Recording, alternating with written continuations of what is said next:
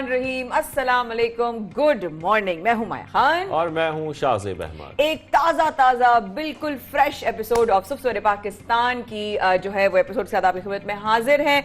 बहुत सारी बातें होती हैं जो हम आपसे करते हैं, लेकिन वो बातें नहीं करते जो हम पर्सनली गुजर रहे होते हैं।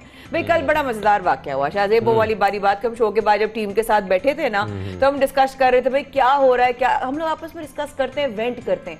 जब वेंट करते तो पता चलता है कि हम अल्लाह का शुक्र है अपनी चीजों से बड़े खुश हैं, जैसा भी है अल्लाह ने बहुत अता किया है। एंड पॉजिटिव एक है कि चलो ये चैलेंज आ गया, इसको पार कर लेते हैं। लेकिन मैं आप समेत शाहज़ेब से सवाल करती हूँ और अपने आप से भी सवाल करती हूँ, कभी ऐसे लोगों से मुलाकात हुई है शाहज़ेब जो आपको देखते ही लगता हो ना कि वो कहते हैं कि हाय हैशटैग मैं बेचारा, हैशटैग मैं विक्टिम, हैशटैग मैं मासूम, मेरे ऊपर तरस खाओ। मतलब रोजाना की बुनियाद पे हमारी बहुत सारे लोगों से ऐसी मुलाकात होती है जिसमें हम देख रहे होते हैं कि नाखुश रहना, या जिसे हम सेल्फ पिटी कहते हैं, और अपने मतलब जो कुछ आपके पास है उसमें आप ये फील करें कि आप सबसे ज्यादा नाखुश एक शख्स हैं, और आप उसमें मुख्तलिफ हम देखते हैं माया के सोशल मीडिया पर भी इस किस्म के स्टेटसेस आ रहे होते हैं। और खास तौर पर अब ये आप ये कहा जाए कि ये अटेंशन सीख करने के लिए होता है, या ये कहा जाए कि वो इस किस्म के स्टेटसेस लगाने के बाद, इस किस्म की बातें करने के बाद वाकई डिप्रेशन का शिकार हो जाते हैं। और वाकई वो इस चीज का शिकार हो जाते हैं कि उनको फिर ये एहसास होने लगता है कि हम सबसे ज्यादा नाखुश इंसान है इस दुनिया में। और सेल्फ पिटी एक वो स्टेट है जब आप अपनी चीजों को नेगेटिवली ही देखते हैं, मतलब बुरे तरीके से ही देखते हैं, मतलब आधा ग्लास खाली देखते हैं। डिप्रेशन एक कंप्लीटली डिफरेंट बीमारी है, वो बाकायदा डिजीज है जिसका इलाज होना जरूरी है। लेकिन सेल्फ पिटी वो एक नेगेटिव फीलिंग है जिसको आप डिप्रेशन के साथ मिक्स करते हैं, ये साइकोलॉजी कहती है। लेकिन आप जिस तरह से शाहज़ेब ने कहा स्टेटस लगा रहे, क्यों, वाई अगर आप अपनी जिंदगी में आप खुद से प्यार नहीं कर सकते तो कोई आपसे प्यार कैसे करेगा? आप अपना ख्याल नहीं कर सकते तो कोई और कैसे ख्याल करेगा? तो प्लीज मुझे इस तरह के मैसेजेस और शाहज़ेब को हम लोगों को ना क्या करें जी मैं बहुत दुखी हूं, मेरी कहानी सुन लें। भाई हम भी बहुत दुखी हैं, लेकिन हम मुस्कुराते हैं और हम ये देखते हैं अल्लाह ने एक और नया दिन दिया है, एक नया और आगाज करने का, एक और मौका बेहतर करने का दिया है। आप भी ऐसा सोचें, हम भी ऐसा सोचेंगे। और जो नेमतें आपके पास हैं, जो अल्लाह ताला ने आपको अता फरमाई हैं, उसका शुक्र अदा करना चाहिए, खुश रहना चाहिए और आगे बढ़ते रहना चाहिए पॉजिटिविटी के साथ, खुशी के साथ। और मेरे ख्याल में किसी बात पर हमें दुखी, जाहिर बात है हर एक की जिंदगी में कुछ ना कुछ टेंशंस भी होती हैं, दुख भी होते हैं, परेशानियां भी होती हैं। परेशानियां बेशक होती हैं, हर मुश्किल के साथ आसानियां कुरान हकीम में है। लेकिन देन अगेन आम हमारी अवाम क्यों ये कहती है कि जी नवाज शरीफ ने यूं कर दिया तो वजीर आज़म इमरान खान ने यूं कह दिया तो ऑपोजिशन ने यूं उंगलियां उठा दी। हम एज अ कौम एक होके ये देख ही नहीं पा रहे हैं शाहज़ेब कि अगर पूरी दुनिया में कोई चीज पूरी ग्लोबल लेवल पर अगर हो रही है तो इसमें हो सकता है कि दुनिया को ही, मतलब माइशत को या ग्लोबली कोई चीज को अगर हम ठहराएं। आप जिक्र कर रही हैं हमारे पेट्रोल का, जी ना, और पेट्रोल में हम ये देख रहे हैं कि एक बार फिर जो 12 रुपए का इजाफा हुआ है, अब 12 रुपए 3 पैसे का ये जो इजाफा हुआ है 1 लीटर में, उसके बाद जो कीमत है वो पहुंच गई है 160 रुपए पे। माया 160 रुपए फी लीटर पेट्रोल हो चुका है पाकिस्तान में। बिल्कुल हो चुका है, लेकिन इसका मतलब शाहज़ेब क्या ये है कि हम फॉरेन एग्रेशन में, इंपल्सिवनेस में आकर हम कहते हैं हुकूमत ये कर रही है, मुल्क में महंगाई बढ़ रही है? क्या महंगाई पूरी दुनिया में नहीं बढ़ रही? क्या माशी चैलेंज पूरी दुनिया में नहीं है? क्या ये इस तरफ को जिस तरह हम जा रहे हैं, क्या हमें ये नहीं सोचना चाहिए कि यार एज अ कौम हम क्या बेहतर कर सकते हैं? क्या सोचना चाहिए हमें? लेकिन यहाँ पर ये बताना बहुत जरूरी है कि गुज़श्ता एक हफ्ते से, बल्कि हमने कई प्रोग्राम्स में ये जिक्र किया है और बहुत डिटेल्स आपके साथ शेयर की हैं कि क्या वाकई जो पेट्रोल की कीमतें, जो पेट्रोलियम मसनूआत की कीमतों में इजाफा हो रहा है, ये सिर्फ पाकिस्तान में हो रहा है और ये सिर्फ हुकूमती कारकर्दगी की वजह से हो रहा है, या आलमी सतह पर अगर हम दुनिया भर में इस वक्त मार्केट्स देखें और जो इस वक्त हम देख रहे हैं कि तेल की कीमत जो आलमी सतह पर उसमें इजाफा हो रहा है, उसकी वजूहात क्या है? हमने कुछ दिनों पहले आपके साथ रूस और यूक्रेन का जो मामला है वो भी सामने रखा था, जो माहिरीन कह रहे हैं वो भी आपको बताया था, ओपेक ममालिक क्या कर रहे हैं, उनकी कारकर्दगी कैसी है वो भी आपको बताया था। तो इन तमाम जो हम सूरत हाल देख रहे हैं, इसको देखने के बाद जो चीजें मालूम होती हैं उसमें यही पता लगता है कि ये कहा जा सकता है कि इसमें सिर्फ हुकूमती कारकर्दगी इन्वॉल्व नहीं है, इसमें आलमी सतह पर जो कुछ हो रहा है इस वक्त उसके जो असरात हैं वो भी मुरतब हो रहे हैं, जिसकी वजह से आपकी जो पेट्रोलियम कीमतें हैं, जो पेट्रोलियम मसनूआत की कीमतें, उसमें इजाफा हो रहा है। लेकिन हम किसमें मसरूफ है, जैसे कि माया ने जिक्र किया, सिर्फ बयान देने में, फलां ने ये किया, फला ने ये कहा, उसने ये कह दिया, हमें इसके खिलाफ ये करना है, हमें हुकूमत गिरानी है, हमें हुकूमत ने उनके खिलाफ कोई बयान दे दिया। मतलब इन बयानात से निकलने के बाद मेरे ख्याल में इस वक्त जो मामला चल रहे हैं उसमें हमें खुद भी सर जोड़कर बैठना चाहिए, हमारे माहिरीन को भी, कि आखिर ये दुनिया जा किस तरफ रही है। खुदा न खास्ता अगर जंग की सूरत हाल बनती है तो ये प्राइसेस 200 से 250 तक पहुंच जाएगी। तब हम किसको जो है रिस्पॉन्सिबल ठहराएंगे, तब हम किसको इल्जाम देंगे?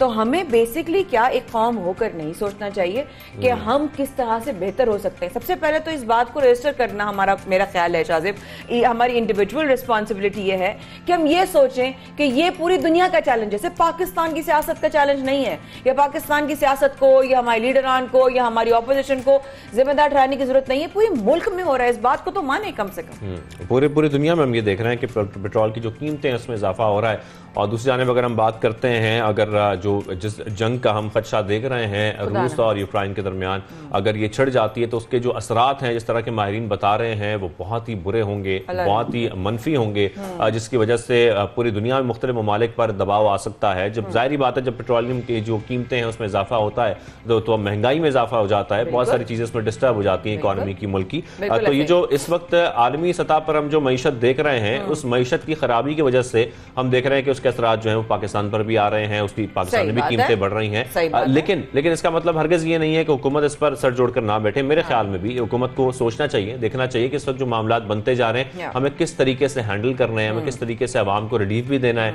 साथ में कीमतें जिस हद तक कंट्रोल हो सकती है इनको कंट्रोल भी करना है, कहाँ कुशन क्रिएट हो सकता है वो भी बहुत जरूरी है। बट अफसोसनाक पहले आपको एक जो हम मंजर देखा हमें सोशल मीडिया पे, हमने उसको देखा, उसको देखकर बहुत सारे ख्यालात जहन में आए, ये कैसे हो गया, अल्लाह अल्लाह इतने ज्यादा जुल्म हो गया, कैसे इनका ये इन डेथ कैसे हुई। अभी डेथ किसकी आपको बताते हैं जनाब, के बहुत सारे जो परिंदे थे वो कहाँ के थे, कैसे थे शाज़े, वो भी दुनिया को बताते हैं सबको, लेकिन वो मंजर देखकर वाकई में बहुत दुख हुआ। पहले तो जब ये सोशल मीडिया पर वीडियो वायरल हुई तो लोग बड़े परेशान थे कि आखिर ये हुआ क्या, अचानक इतने ज्यादा तादाद में परिंदे अचानक जमीन पर आ गिरे, और गिरने के बाद उसमें कुछ जो है उसमें हलाक हो गए थे और कुछ जो है वो वापस हवा में प्रवास करते हमने देखे। लेकिन साथ में आपको ये बताएं कि हुआ कुछ यूं है कि मैक्सिको के शहर टेमुको में आसमान से अचानक लातादाद परिंदे जमीन पर गिरे, और गिरने के बाद हमने देखा कि उनकी मौत हो गई, बहुत सौ की उसमें से मौत हो गई। साथ में इस वाकये के एक तरफ लोगों में खौफ राज भी फैल रहा है, परेशान भी हो रहे हैं कि आखिर झुंड जो है झुंड आकर गिरता है, आखिर ये हुआ क्या है, किसी को समझ नहीं आ रही थी। और फिर इसके बाद हमने देखा कि माहिरीन भी ये सोचने पर मजबूर हो गए कि आखिर इसकी वजूहात क्या थी, किन वजूहात की वजह से अचानक ये तमाम परिंदे जो हैं वो आज अचानक जमीन पर आ गिरे। अब जो मकामी माहिरीन हैं उनके मुताबिक तमाम परिंदे अमेरिका कनाडा की यखबस्ता सर्दी से बचकर मैक्सिको आ रहे थे। और अब इसमें जो एक एक्सट्रीम टेम्परेचर्स के जो हम कहते हैं ना एक फर्क आ जाता है, उसका भी एक फर्क पड़ता है यकीनी तौर पर। जो परिंदे इसमें ये ट्रैवल कर रहे थे, साथ में हसास परिंदे शहर की फजाई आलूदगी से भी हलाक हो सकते हैं, यही पॉसिबिलिटी शो की जा रही है। ये ऑब्वियसली ये भी है, और इनके बारे में अगर आप देखें ना, इनकी तस्वीरें और वीडियोस अगर आप जो अभी हम दिखा रहे हैं आपको, आप देखेंगे कि इनका जो सर का हिस्सा है वो येलो हेडेड बर्ड्स हैं, इनका जो सर का हिस्सा है वो येलो है, बाकी जो है वो इनका ब्लैक जैसे कव्वे का उस तरह का होता है। लेकिन पहले वो कव्वे लगे थे, लेकिन जब उनकी डिटेल्स बाहर सामने आई तो ये येलो हेडेड बर्ड्स थी जो आई। और अगर आप देख रहे हो कि कोई भी देखकर ये मनाजर डर जाएगा, अब ये केमिकल हुआ, एनवायरनमेंट की वजह से हुआ, टेम्परेचर की वजह से हुआ, या 5G की वजह से हुआ, क्या सिनेरियो हुआ कि एक इतना बड़ा झुंड। मुझे तो बाकायदा पहले वीडियो में जब देखा ना मैंने शाज़ेब, तो मुझे लगा जैसे कोई चादर गिरी है काले रंग की। और लेकिन इस पर माहिरीन ये कह रहे हैं कि सर्दियों में जब कीड़ा मार दवा वो जो है स्प्रे किया जाता है, साथ में लकड़ियां जलाई जाती हैं, उसका धुआं होता है, गाड़ियों का धुआं होता है, ये सारा धुआं जब यकबस्ता हवाएं चलती हैं उसमें जम जाता है, और उसकी वजह से भी कुछ असरात जो हैं वो परिंदों पर आते हैं। इसकी वजह से कुछ परिंदे हलाक भी हो जाते हैं। लेकिन हैरानगी इसी बात पर है कि अचानक इतनी बड़ी तादाद में परिंदे अचानक जो है वो हलाक हो जाए, तो इसकी क्या वजूहात है, क्या की तरफ से भी ट्रैवल कर रहे थे, और कुछ जो है वो साउथ ऑफ फ्रॉम कनाडा से भी आ रहे थे। अब वो एकदम से उनका आना, इस तरह आना, कितने बेचारे मासूम परिंदे जो हैं वो उनकी मौत हो गई। और ये मंजर देखा और हमें वाकई बहुत दुख हुआ। लेकिन हर चीज की कोई लॉजिक होती है, हर चीज का कोई लॉजिकल रीजन होता है, कोई साइंटिफिक रीजन होता है, आइदर कन्विंस और गेट कन्विंस। तो शाज़ेब हम क्या बता रहे हैं? तो साइंटिफिक रीजन जानने के लिए ही और जो उसका लॉजिकल रीजन है वही जानने के लिए हमने राब्ता किया है। माहिर माहौलियात सारा हयात साहिबा हमारे साथ मौजूद हैं। सारा आपको खुशामदीद करेंगे सबसे पहले पाकिस्तान में। सारा ये वीडियो गर्दिश कर रही है इस वक्त सोशल मीडिया पर, और हर तरफ ये वीडियो वीडियो देखी जा रही है, लोग परेशान भी हैं। कुछ लोग जो वहाँ के मकामी लोग थे वो तो जाहिर बात है खौफ रास का भी शिकार है कि ये वाकई हुआ क्या अचानक इतनी बड़ी तादाद में परिंदे जमीन पर आ गिरे, इसमें से कुछ की मौत हो गई, कुछ वापस हमने देखे कि वो जो है वो उड़ गए थे। लेकिन वजह आपके नजदीक क्या हो सकती है अचानक इतने सारे परिंदों की मौत की? जी अस्सलाम वालेकुम। तो ये नकल तब्दीली करते हैं जी, ये अपना कनाडा से और अमेरिका से मेक्सिको की तरफ हर साल इस टाइम पर। और इस बार जब वो मेक्सिको आए हैं तो मेक्सिको के एक शहर में ये उड़ते उड़ते परवाज़ करते हुए ये कुछ परिंदे गिरे हैं और उनकी मौत हो गई है। इसकी अभी तक कोई साइंटिफिक वजूहात नहीं सामने आई। कुछ ऐसी चीज़ें हैं जो कंसिडर की जा रही हैं जिसकी वजह से ये खौफनाक वाक़या पेश आया। उसमें एक वजह ये दी गई है कि शायद 5G इलेक्ट्रिक वायर्स जो हैं बिजली की तारों पे ये बैठी हैं, उसके बाद इनकी जो परवाज़ है उसमें कमी आई है 5G की रेडिएशन से। दूसरी वजह ये दी जा रही है कि शायद मेक्सिको की माहौलियाती हवा जो फ़िज़ा है वो इस कदर ख़राब है कि इनसे वो टॉक्सिक फ्यूम्स जो ख़ास तौर पर लकड़ी जलाने से पैदा होते हैं, इन परिंदों ने उनको सूंघा है और उसकी वजह से इनकी परवाज़ में जो है वो दिक्कत पेश आई है और ये गिर गई हैं।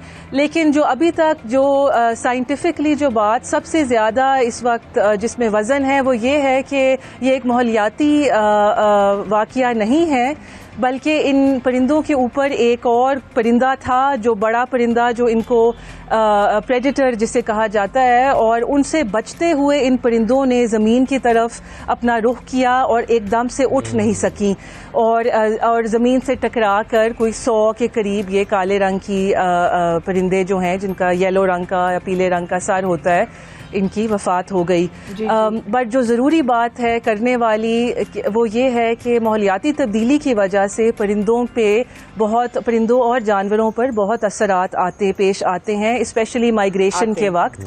ये हम सिर्फ मेक्सिको या बाकी ममालिक में नहीं देखते, पाकिस्तान में भी हम देखते हैं।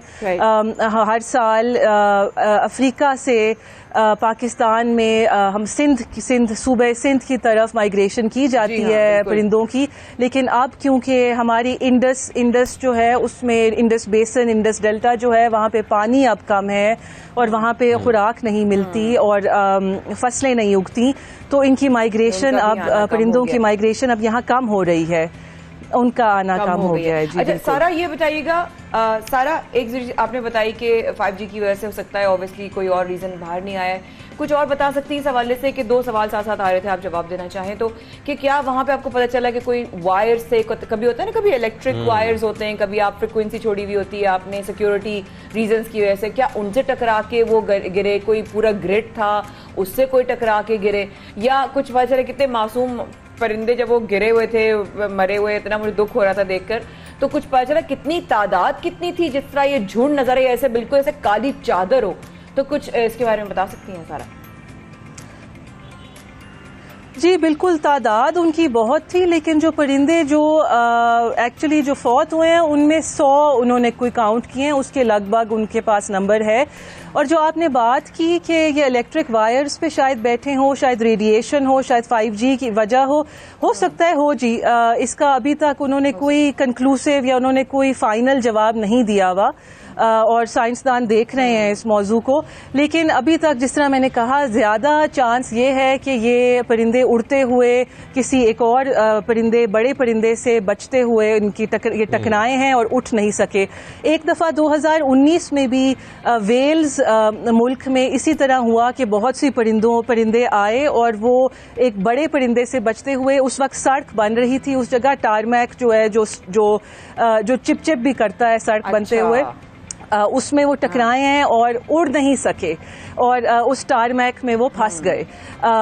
तो इंफ्रास्ट्रक्चर से कोलिजन जो है, इमारतों से, कश्तियों से, वो अक्सर परिंदों की वफात का वजह बनते हैं। जी बड़ी बात है। जिस तरीके से हम ये देख रहे हैं और आप भी जिक्र कर रही हैं, आपने कुछ देर पहले ये भी जिक्र किया कि जो माहौलियाती तब्दीलियां हैं वो भी हम देख रहे हैं, खासतौर पर गाड़ियों का धुआं है, फिर उसके साथ साथ हम जो मुख्तलिफ अद्वियात का स्प्रे करते हैं, साथ में जो लकड़ी जलाई जा रही है, ज़ाहिर जो ऐसे ठंडे इलाके हैं वहाँ पर इन चीज़ों का ज़्यादा इस्तेमाल होता है और वहाँ पर यह भी कहा जाता है कि तमाम धुएँ, ये तमाम पॉल्यूशन जो है उसके पार्टिकल्स वो यकबस्ता हवाओं में जम जाते हैं। आप समझती हैं कि ये भी एक वजह हो सकती है जिसकी वजह से किसी परिंदे की या फ्लॉक ऑफ बर्ड्स की बकाया तौर पर मौत हो जाए? ऐसा पॉसिबल है? हाँ जी, बिल्कुल पॉसिबल है। जानवरों और परिंदों पर माहौलियाती तब्दीली और हवाई आलूदगी का बहुत गहरा असर होता है, जिस तरह इंसानों पर होता है। और अगर ये इन्हें इनहेल कर लें या इनको फ्यूम्स को या आग से निकलने वाला, लकड़ी जलाने से निकलने वाले धुएं को ये इनहेल कर लें, तो उनसे इनकी, जिस तरह इंसानों की तो बिल्कुल जी इंसान ही है, ये भी इनकी भी उसी तरह सिस्टम चलते हैं, तो उससे इन पर ज़रूर आता है, असर आता है। लेकिन मैं ये बात दोबारा ज़रूर कहना चाहूँगी कि जो मेक्सिको में ये वाक़या पेश आया, इसकी अभी तक उन्होंने, साइंसदानों ने ये नहीं कहा कि ये माहौलियाती तब्दीली या ये हवाई आलूदगी की वजह से ही हुआ है। ये एक वजह कंसिडर की जा रही है इस खौफनाक वाक़ये के लिए, बट ये बिल्कुल ठीक है, बिल्कुल ठीक कह रही हैं। बहुत शुक्रिया, हमारे साथ माहिर आफिया सलाम साहब मौजूद थी। बहुत शुक्रिया आपके वक्त का, और आपने एटलीस्ट ये वाली हमारी जो है ना कंफ्यूजन और एम्बिग्युइटी क्लियर कर दी कि अभी तक इस हवाले से कोई चीज़ क्लियर नहीं हुई है। लेकिन अजब बात है शाहजेब कि पूरी वीडियो जो है उसमें नजर आ गया, वरना वो उस वक्त कैमरा ना होता पता भी ना चलता। उनके बाकायदा गिरते हुए के मनाजिर खौफ में मुब्तला कर रहे हैं। लेकिन अगर हम बात करें एक ऐसे शख्स की जो 28 साल तक कैद में रहने के बाद अपनी पूरी जवानी उसने कैद में गुजार दी, उसकी जिंदगी कैसी होगी? वक्फे के बाद रहेगा हमारे साथ। तो सूरह पाकिस्तान में शाहजेब माया कर रहे हैं आपका इंतजार।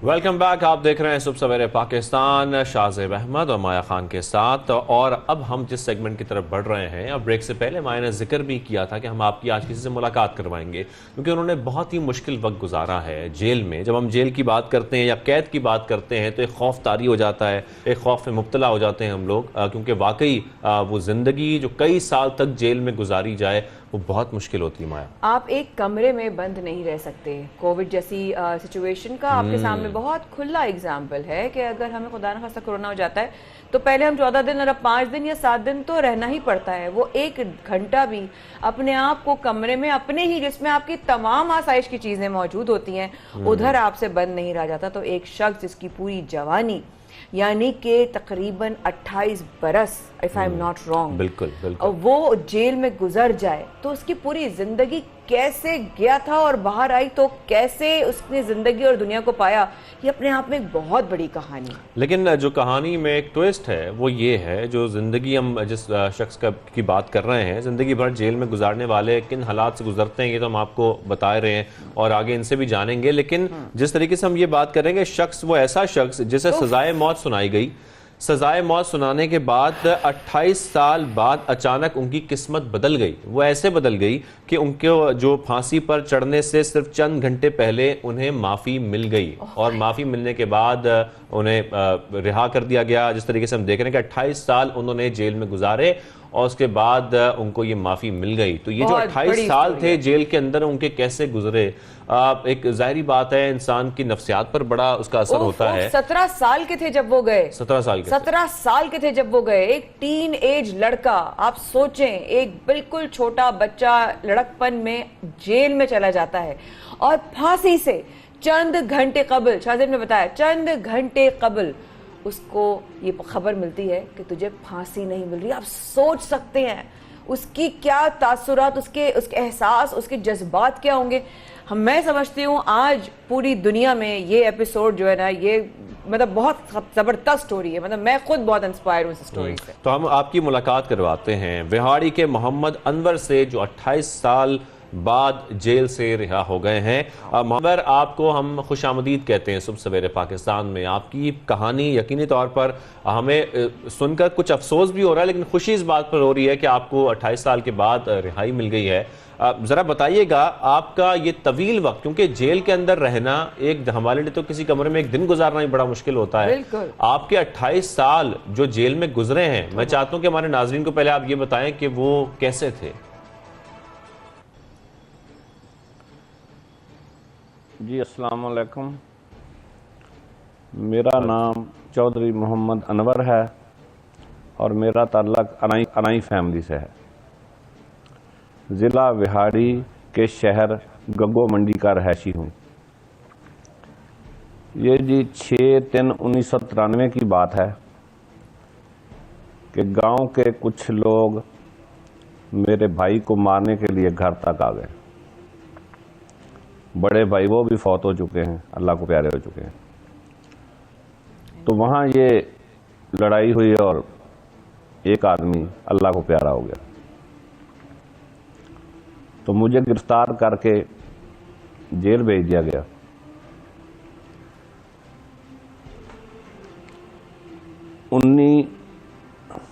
27/6/1998 को सेशन जज ने मुझे सजाए मौत सुना दी। उसके बाद 2001 में हाई कोर्ट से मेरी अपील खारिज हो गई। 2007 में सुप्रीम कोर्ट से मेरी अपील खारिज हो गई और 2015 में सदर पाकिस्तान ने अपील खारिज कर दी और 19/12/2015 के मेरे डेथ वारंट जारी हो गए।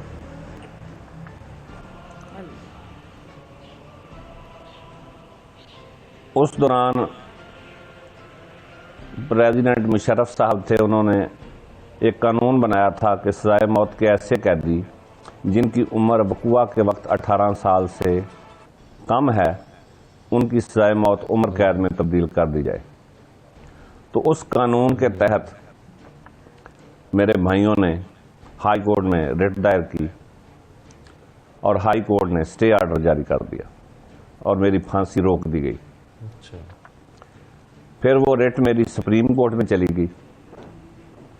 2021 में सुप्रीम कोर्ट ने फैसला किया और मेरी रिहाई का हुक्म दिया और मैं रिहा हो गया।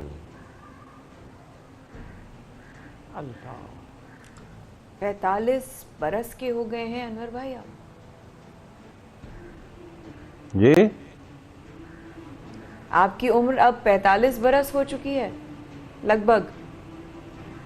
जी 46 बरस। उफ, मैं सोच भी नहीं सकती कि आप जब अंदर जेल में गए और जब आपको ये खबर सुनाई गई कि आपको आज़ाद किया जा रहा है, क्या कैफियत थी उस वक्त अनवर भाई?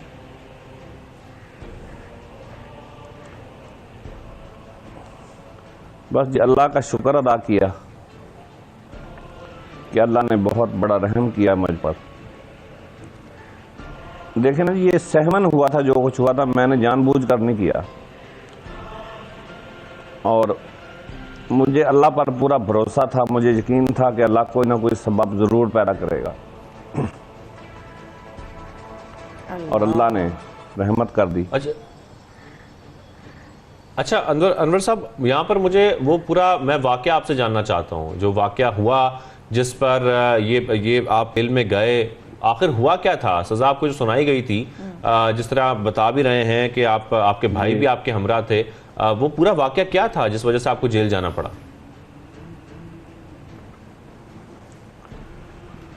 वो जी बड़े भाई का क्लैश था उन लोगों से और उस वजह से वो भाई को मारने के लिए घर तक आ गए और घर के दरवाजे के बिल्कुल सामने उन्होंने भाई को मारना शुरू कर दिया। वो 7-8 आदमी थे, वहां ये वाकया हो गया जी।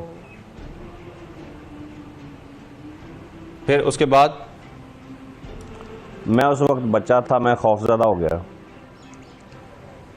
बस उसी झगड़े में ये सहमन ऐसा हो गया। वो भी अच्छे लोग हैं, हमारी उनसे बड़े अच्छे तलकात थे पहले, लेकिन बस गांव के कुछ शरारती लोगों ने इस हद तक पहुंचा दिया कि वो उन्होंने सोचा समझा नहीं और मेरे भाई को मारने के लिए घर तक आ गए।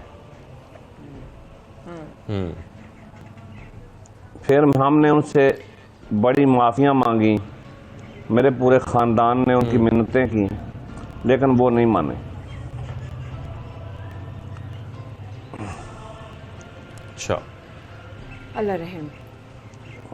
अनवर भाई, जब आप जेल से बाहर थे तो आपने दुनिया में 17 साल गुजारे, जब आप अंदर गए तो आपने 28 बरस गुजारे, जब आप वापस आए तो दुनिया तो बिल्कुल बदल चुकी होगी आपके लिए। 28 बरस से भी ज्यादा रहे आप जेल में। जी। क्या दुनिया छोड़कर गए थे, क्या दुनिया मिली अनवर भाई? उस वक्त सच्चे और खरे लोग होते थे। अब तो जमाना ही चेंज हो गया, तेजी आ गई है दुनिया में बहुत ज्यादा। हर कोई अपने मफाद में लगा हुआ है, कोई एहसास नहीं किसी का, कोई किसी का दुख दर्द नहीं बांटता।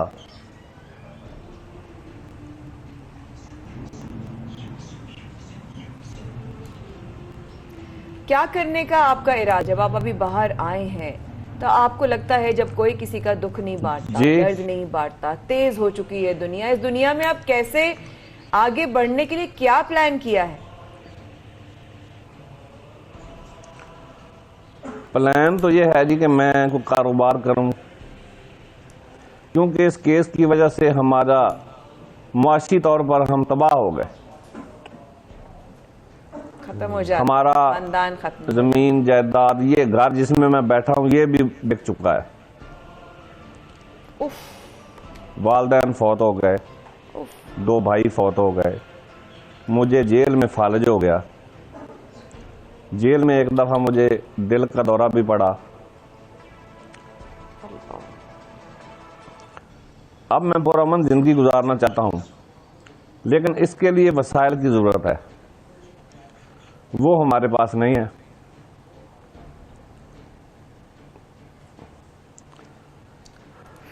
आप जेल में थे अनवर साहब जब आपके वालिदैन का इंतकाल हुआ, और यकीनी तौर पर जिस तरीके से आपने 28 साल जेल में गुजारे हैं और ज़िंदगी बदल गई है, जैसा कि हमने आपसे ये सवाल किया कि रिश्तेदारियां, आपकी जान पहचान, आपके दोस्त अहबाब, क्योंकि आपकी दोस्तियां, आपकी यारियां, आपकी मोहब्बत जहां 28 साल गुजरे वहां पर ज़्यादा होंगी। 17 साल में आपको कैसे गुजरे वो भी शेयर कीजिएगा, और जो जेल में आपका वक्त गुजरा इतने लोगों के साथ, उनके साथ वक्त कैसा था? मुश्किल था, आसान था? किस तरह आप अपना वक्त गुजारते थे जो 28 से ज़ायद साल आपके जेल में गुजरे?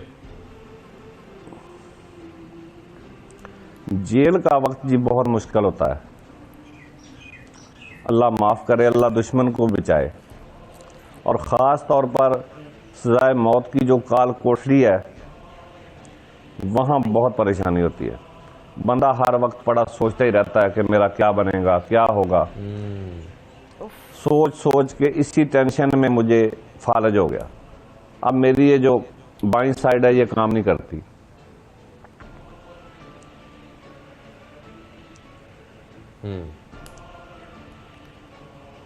उफ, उफ, उफ।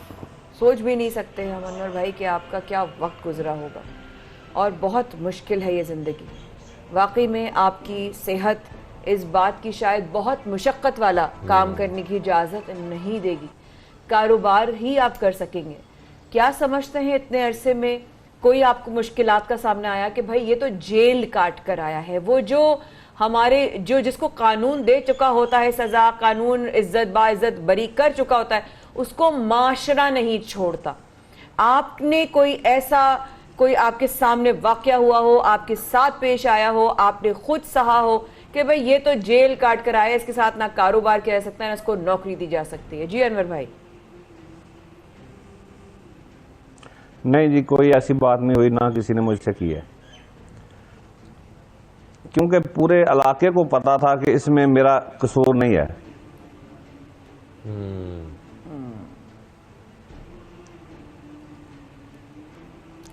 आखिर में अनवर भाई, आप 20 साल कैद जो है ना चाहते हैं? जी, एक तो मैं कहना चाहता हूं जी कि हुकूमत पाकिस्तान और मुखैर हजरात मेरी मदद करें। ठीक,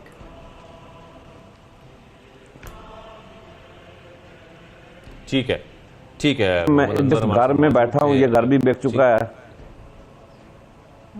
बिल्कुल, और मसाइल बहुत बढ़ गए हैं। आपका यही मुतालबा है कि यही आपकी गुजारिश है कि जो मुखिया हज़रात हैं, जो हुकूमत है, वो कुछ इनकी मदद करें और किस तरीके से ये अपना कोई बिजनेस या अपना कोई काम जिसको सेटल कर सकें। इस तरीके से बता रहे हैं, उनकी जायदाद भी बिक चुकी है। बहुत शुक्रिया मोहम्मद अनवर साहब, आपने हमें सबसे पहले पाकिस्तान में ज्वाइन किया और यकीनी तौर पर बहुत अफसोसनाक एक सूरत हाल है, लेकिन खुशी इस बात की है कि अब वो एक आज़ाद हवा में जो है वो सांस ले रहे हैं और अब वो अपनी मर्जी से कुछ कर सकते हैं, कोशिश कर सकते हैं। लेकिन जिस तरीके से उनका मुश्किल वक्त गुजरा है जेल के अंदर, वो मेरे ख्याल में कोई गुजारने के बाद नफ्सियात पर कंट्रोल रखना बड़ा मुश्किल है। मैं तो ये सोची थी कि कैसे वो इस तरह काम होकर बात भी कर रहे हैं। उनके लिए बहुत ढेरों दुआएं और बहुत आपकी सक्सेस स्टोरी है। आप आज कल कुछ बन जाते हैं, कल को तो लोग कहेंगे अगर 28 साल बाद अनवर जेल में रहकर कुछ बन सकता है तो हम क्यों नहीं। तो अल्लाह करे आपको उन लोगों में से अल्लाह पाक बनाए और चुने कि आप कुछ करके दिखाएं और कुछ बनकर दिखाएं। आपके लिए ढेरों दुआएं।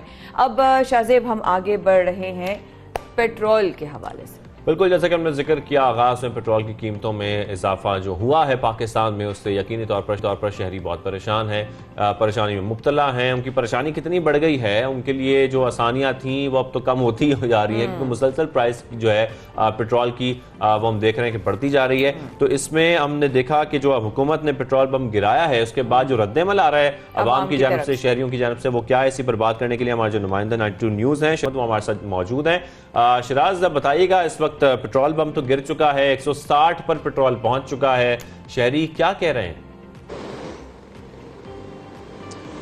जी बिल्कुल, हुकूमत की जानिब से एक मरतबा फिर आवाम पर पेट्रोल बम गिरा दिया गया है और रात गए पेट्रोल की फी लीटर कीमत में 12 रुपए इजाफा किया गया, जबकि डीजल की कीमत में तकरीबन 10 रुपए इजाफा कर दिया गया है। और उसके बाद तारीख में पहली बार पाकिस्तान में इस वक्त पेट्रोल की जो कीमत है वो तकरीबन 160 रुपए लीटर हो चुकी है, जिसकी वजह से शहरी काफी ज्यादा गम और गुस्से का इजहार कर रहे हैं। पहले ही महंगाई की वजह से शहरी बेतहाशा मसाइल से दो चार थे और अब पेट्रोलियम मसनूआत की कीमतों में एकदम 8% तक का इजाफा जो किया गया है, उस पर शहरी काफी ज्यादा हैरान और परेशान है, क्योंकि एक तरफ वजीर आजम इमरान खान की जानिब से बार बार ऐलानात किए जाते हैं कि वो आवाम को सहूलत और उनकी आसानियां पैदा करने के लिए इकदाम कर रहे हैं, लेकिन दूसरी जानिब आए रोज जो है वो पेट्रोलियम मसनूआत की कीमतों में इजाफा कर दिया जाता है, जिसकी वजह से पूरे मुल्क में महंगाई का जो नया तूफान है वो बर्पा हो जाता है। पेट्रोलियम मसनूआत की कीमतों पर जो पेट्रोलियम लेवी है वो भी हुकूमत की जानिब से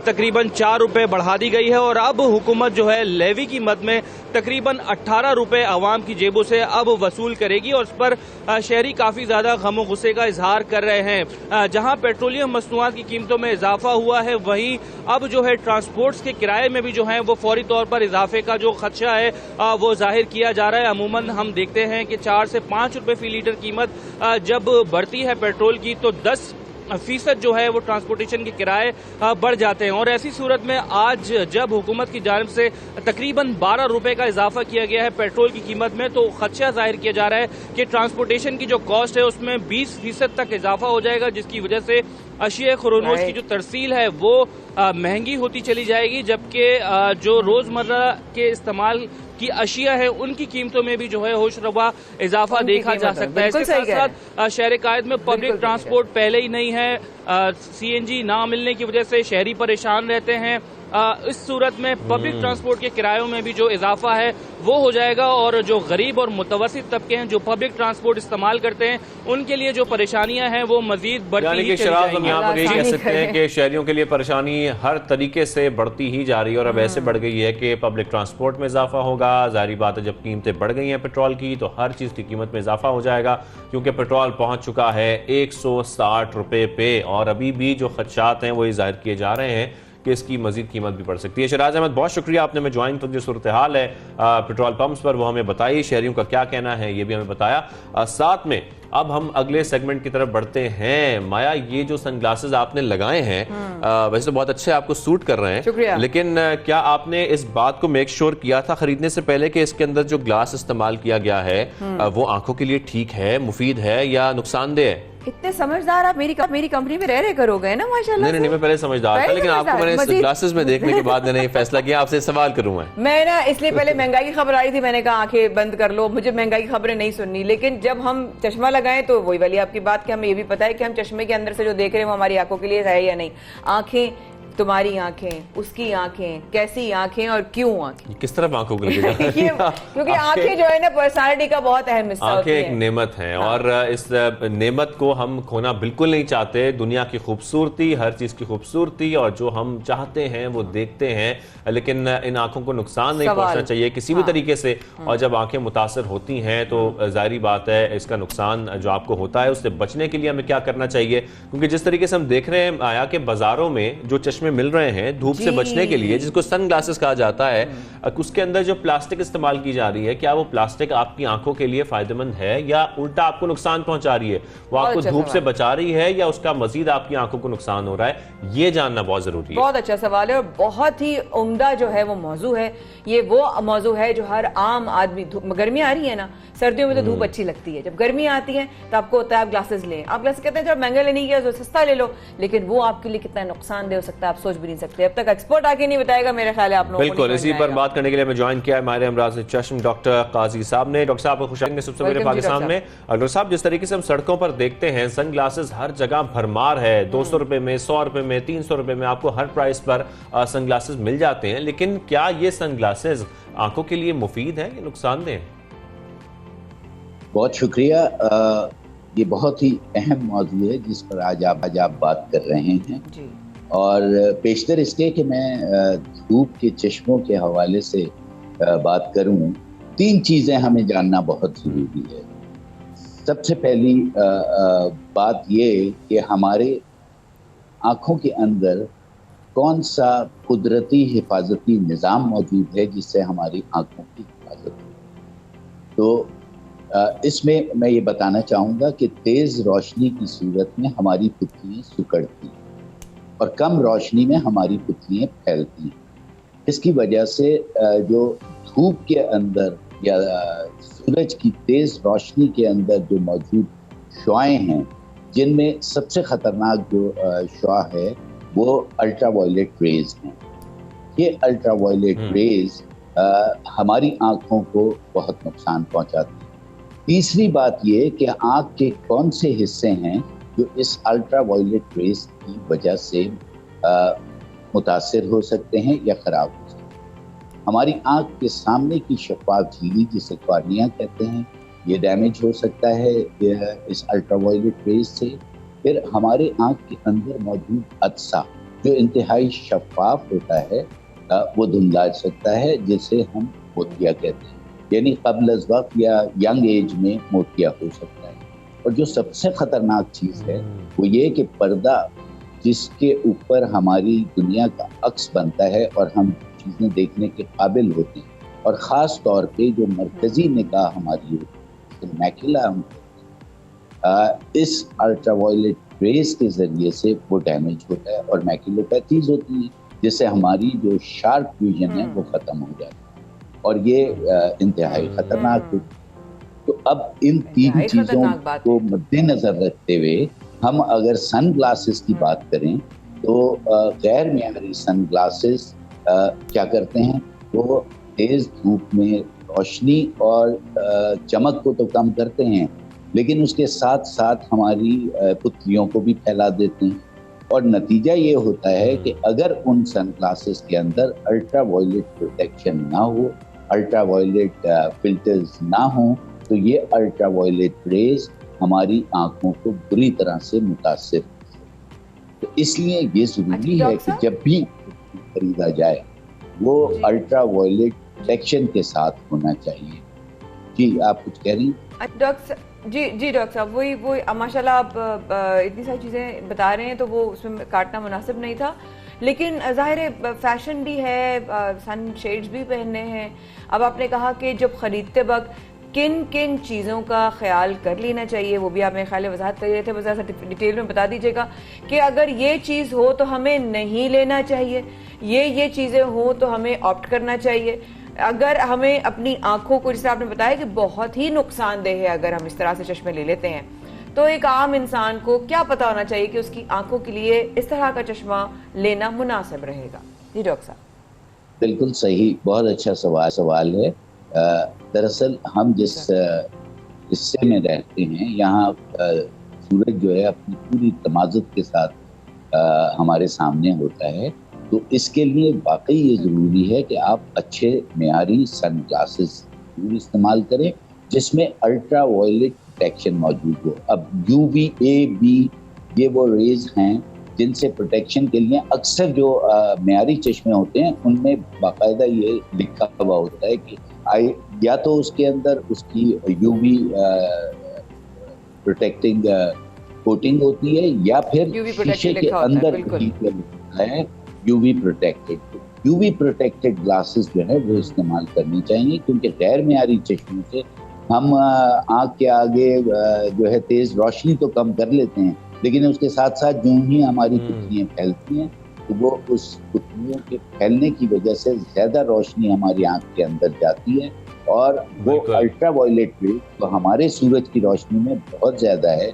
और दूसरे ये कि अब जब से ये ओजोन लेयर को हमने जो है छलनी बना दिया है अपनी जो है खराब आदतों की वजह से, हमने धुएं और जलाने के मटीरियल बहुत ज़्यादा कर दिए, दरख्त हमने काट दिए, माहौलियात तबाह कर दी, तो ये ओजोन लेयर हमें अल्ट्रा वायलेट से प्रोटेक्शन काफ़ी हद तक प्रोवाइड करती थी। लेकिन अब क्योंकि ये ओजोन लेयर पहले ही छलनी हो गई है तो अब UV जो रेज हैं वो बहुत ज़्यादा हमारे सूरज तमाज़ुन में मौजूद है। और ये जो डॉक्टर साहब पहला एक पॉइंट तो मैं यहाँ पर ये कहता हूँ कि जिस तरीके से जो मैंने एक्सपीरियंस किया है कि हम मार्केट्स में जाते हैं चश्मा खरीदने के लिए, ये जो सन ग्लासेस हैं उसमें अक्सर हम देखते हैं कि UV प्रोटेक्टेड लिखा होता है, लेकिन हमें ये मालूम नहीं होता कि ये वाकई असली हैं या जाली हैं। और सर दूसरी जाने मैं आपसे ये जानना चाहता हूँ कि जिस तरीके से हम हमारी जो आंखें हैं और आंखों का हम ख्याल कैसे रख सकते हैं, उनकी सेहत का ख्याल कैसे रख सकते हैं? हमें अक्सर सर दर्द हो जाता है आंखों में, तो आंखों को बेहतरीन सेहत में रखने के लिए हमें क्या करना चाहिए? अच्छा, पहला सवाल आपका बहुत अच्छा है। मैं बिल्कुल एक आम फहम और मेरा ख्याल है कि हर आदमी ये टेस्ट कर सकता है कि आया उसके सन ग्लासेस में UV प्रोटेक्शन है या नहीं। आपने देखा होगा कि UV टॉर्चेस मिलती हैं जिसके ज़रिए से आप करेंसी पे जो अल्ट्रा वायलेट फ्लोरेसेंट फाइबर के इस्तेमाल से जो है वो यूज़ किया जाता है। जब आप वो लाइट डालते हैं तो वो फ्लोरेसेंट जो है वो नजर आता है। तो आप ये कर सकते हैं कि अपने चश्मे से एक तरफ वो टॉर्च, इतने सारे सवाल थे आपसे, मगर टाइम की कमी की बायस हमें मुख्तसर करना पड़ा है, उसके लिए बड़े माजरत, लेकिन बहुत शुक्रिया आपने वक्त निकाला। Thank you so much for being such a great guide to all of us. और ये बहुत ही इंपॉर्टेंट मैसेज था और बहुत सारी खास चीजें, जबरदस्त खबरें और अपडेट्स शाहजेब अभी बाकी हैं। छोटी सी ब्रेक लेते हैं, ब्रेक के वापस आते हैं।